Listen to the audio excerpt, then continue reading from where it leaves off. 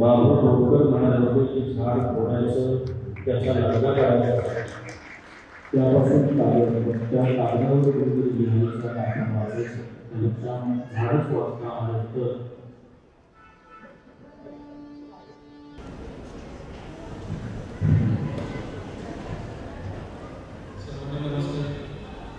माझं नाव मनोज पाटील. मी सध्या cyber police Thane येथे पोलीस निरीक्षक या पदावर कार्य करत आहे. सध्या सायबर क्राईमचे गुन्हे समाजामध्ये मोठ्या प्रमाणात वाढत आहेत. सायबर गुन्ह्यांना आळा घालायचं म्हटलं तर पोलिसांपेक्षा समाजावरती जास्त जबाबदारी आहे.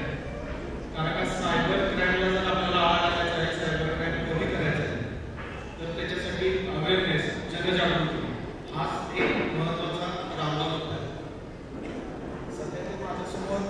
महिलांची संख्या लक्षणीय आहे. सायबर क्राईम या जर शब्दाची व्याख्या करायची झालं तर इंटरनेटशी कनेक्टेड कुठलेही उपकरण वापरून केले जाणारे गुन्हे म्हणजे त्याला सायबर क्राईम असं आपण संबोधतो. महिलांशी संबंधित काही सायबर क्राईम घडले जातात. आपल्या कोल्हापूर जिल्ह्यामध्ये त्याचं मोठं प्रमाण आहे. कारण का कोल्हापूर जिल्हा हा सदर जिल्हा मानला जातो.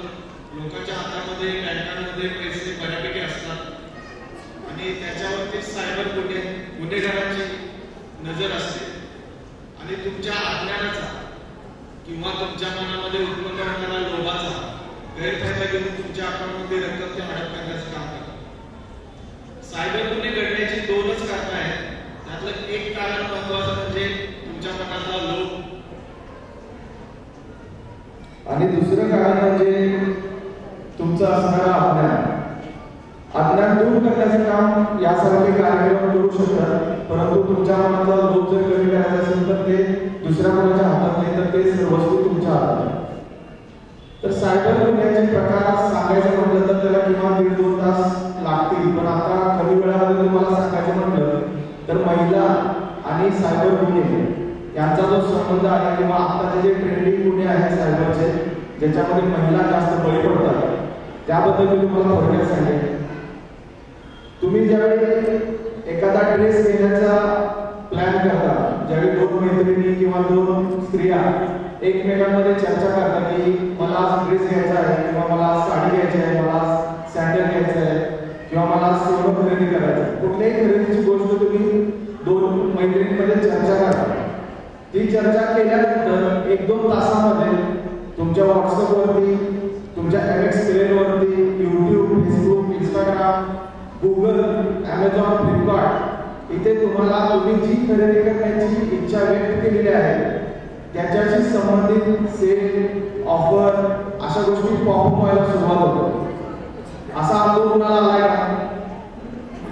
तुम्ही समजा सकाळी चर्चा केली मैत्रिणीबरोबर की मला आता ड्रेस घ्यायचा आहे, तर ड्रेसचा ऑफर, ड्रेसमध्ये डिस्काउंट अशा पद्धतीच्या ऍड पॉप व्हायला सुरुवात होते आणि ऑटोमॅटिकली तुमचं लक्ष तिकडे आकृष्ट होतं. तुम्हाला अशा ऑफर्स येतील की 149 रुपयामध्ये ड्रेस, 150 रुपयामध्ये साडी, 1 रुपयामध्ये हेडफोन, 100 रुपयामध्ये आयफोन. तर अशा वेळी तुमचा कुठला गुण याच्यामध्ये आकृष्ट होतो तर तो असतो लोभ. त्याच्यावेळी तुम्ही हा विचार करत नाही की बाबा 100 रुपयामध्ये कोल्हापूरमध्ये फक्त मिसळ मिळते तर 100 रुपयामध्ये मला आयफोन मिळेल का असा विचार तुम्ही करत नाही. कुतूहलामध्ये तुम्ही त्या लिंकला क्लिक करा. त्या लिंकला क्लिक केल्यानंतर तुम्ही त्याच्यामध्ये सगळी माहिती भरता, तुमचं रजिस्ट्रेशन करा. परंतु तुम्ही ते रजिस्ट्रेशन करत नसून तुमची सगळी माहिती त्यांना देऊन तुमच्या सिम कार्डचा आणि पर्यायाने तुमच्या बँक अकाउंटचा ताबा त्यांच्याकडे देता.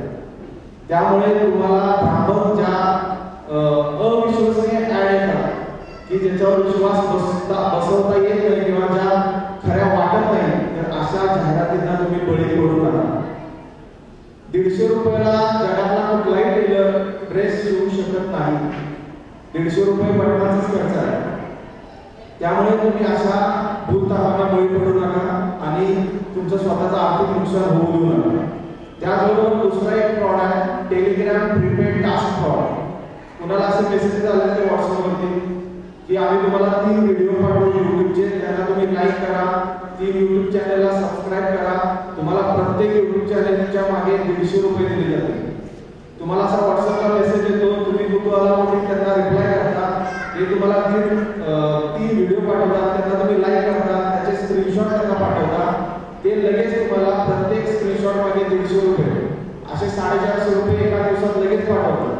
त्याच्यामुळे तुमचा काय होतो, त्यांच्यावर विश्वास बसतो. त्यानंतर ते दररोज तुमच्याकडून टास्क करून घेतात.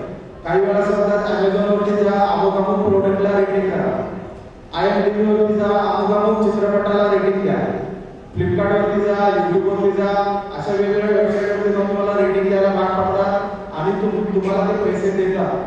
सुरुवातीला एक आठवड्याभरात तुम्हाला 5-6 हजार रुपये दिले जातात आणि तुमचा पूर्ण विश्वास संपादन केला जातो. त्यानंतर तुम्हाला सांगितलं जातं की तुमची आता निवड आम्ही डायमंड लेवलला करतोय किंवा प्रो लेवलला करतोय. आता इथून पुढे तुम्हाला मोठे टास्क दिले जातील, मोठे पैसे मिळतील. 5-6 हजार रुपये त्यांनी दिल्यामुळे तुमचा विश्वास 100% बसलेला असतो. आणि जी महिला हाऊसवाईफ असते तिची अशी एक सुप्त इच्छा असते की बाबा माझा नवरा एकटाच कमवतो तर मी पण थोडं कुटुंबाला हातभार लावावा, तर ह्या तुमच्या इनोसन्सचा ते गैरफायदा घेतो. आणि त्यानंतर तुम्ही त्या ट्रॅकमध्ये अडकता, त्यानंतर तुम्ही काही टास्क करता, तर त्या टास्कसाठी डिपॉझिट म्हणून तुमच्याकडून काही रक्कम घेतली जाते. त्यानंतर तुम्ही टास्क जिंकता, त्यानंतरचे जे अमाऊंट आहे ते तुम्हाला दिली जाते. तुम्ही याची विचारणा केल्यानंतर ते सांगतात की तुमची अमाऊंट होल्ड झाली आहे कारण का तुम्ही चुकीचा टास्क केला आहे. मग तुमची होल्ड झालेली अमाऊंट तुम्हाला परत झाली असेल तर घर बसल्या पैसे कमवणं एवढं इझी नाही. ते कोविडमध्ये शक्य होतं, पण बाकीच्या ज्या वेबसाईट आपल्या ओळखीच्या नाही, जो जॉब आहे तर मला घर भाड्याने हवं आहे, तर किती भाडं आहे, तर तुम्हाला 6,000 रुपये आहे, तर त्याने त्याला समोरून 8,000ची ऑफर दिली. भाड्याने देणारा म्हणजे 6,000